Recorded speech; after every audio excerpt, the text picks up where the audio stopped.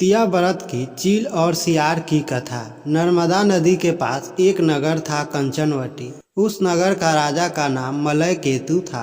नर्मदा नदी के पश्चिम में एक मरुभूमि थी जिसमें एक विशाल पाकड़ के पेड़ पर एक चील रहती थी।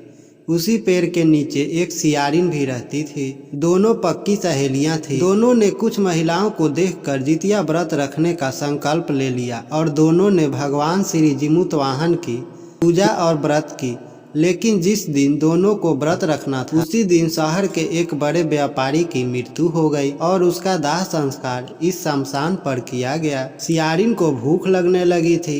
मुर्दा देखकर वह खुद को रोक न सकी और उसका व्रत टूट गया। पर चील ने संयम रखा और नियम और श्रद्धा से अगले दिन व्रत का पारण किया। फिर अगले जन्म में दोनों सहेलियां ने ब्राह्मण परिवार में पुत्री के रूप में जन्म लिया। उनके पिता का नाम भास्कर था। चील बड़ी बहन बनी और उसका नाम शीलवती रखा गया। शीलावती की शादी बुद्धिसेन के साथ हुई। सियारिन छोटी बहन के रूप में जन्म ली। उसका नाम कपूरावती रखा गया। उसकी शादी नगर के राजा मलय केतु से हुई। कपूरावती कंचनवटी नगर की रानी बन गई। भगवान जीवितवाहन के आशीर्वाद से शीलवती के 7 बेटे हुए, पर कपूरावती के सभी बच्चे जन्म लेते ही मर जाते। समय बाद शीलवती के 7 पुत्र बड़े हो गए। वह सभी राजा के दरबार में काम करने लगे। कपूरावती के मन में उन्हें देख ईर्ष्या आ गई। उसने राजा से कहकर सभी बेटों के सर काट दिए, जिन्हें 7 नए बर्तन मंगवाकर उसमें रख दिया और लाल कपड़े से ढककर शीलवती के पास भिजवा दिया।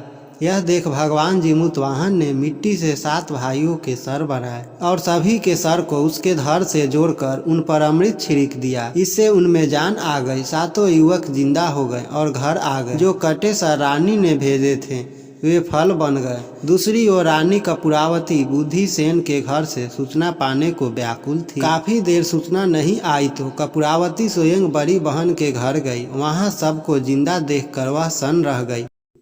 जब उसे होश आया तो बहन को उसने साड़ी। अब उसे अपनी गलती पर पछतावा हो रहा था।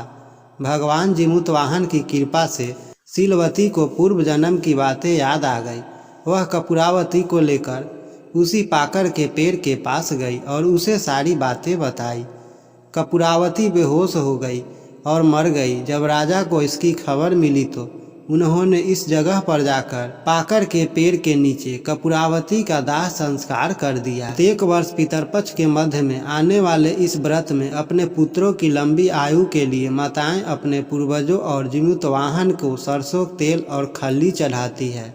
इस पर्व से जुड़ी कथा की चील और सियारिन की मिट्टी व गाय के गोबर से प्रतिमा बनाकर उनकी पूजा की जाती है और उन्हें चूड़ा दही चढ़ाया जाता है।